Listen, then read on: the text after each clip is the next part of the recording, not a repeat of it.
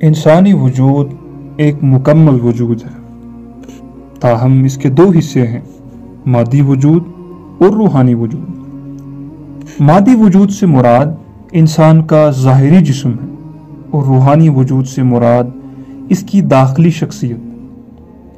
दोनों ही हिस्से अपनी जगह पर अहम हैं, मगर दोनों की हैसियत एक दूसरे से मुख्तलिफ है।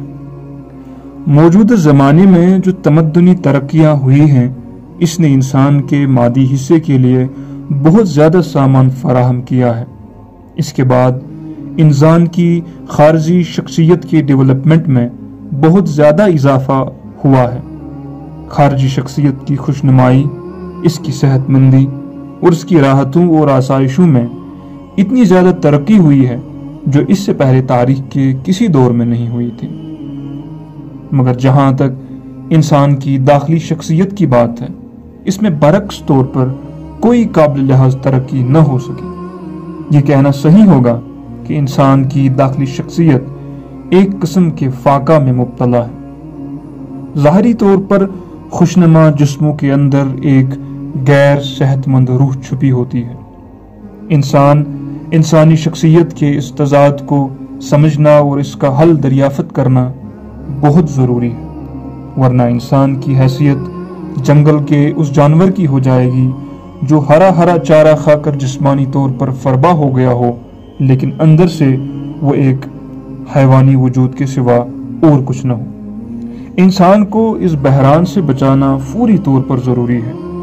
इस बहरान का सबसे ज़्यादा संगीन पहलू ये है कि इंसान की जिस्मानी फैकल्टी तो खूब काम कर रही है, मगर इसकी दिमागी फैकल्टी तकरीबन मुअत्तल पड़ी हुई है। इंसान अपने जिस्म के निज़ाम हज़म में खुराक डालता है और इसके हज़म का निज़ाम सरगर्म होकर इसको कामयाबी के साथ गोश्त और खून में कन्वर्ट करता है। इसी तरह इंसान का दिमाग भी फितरत का एक मौजज़ाती कारखाना है।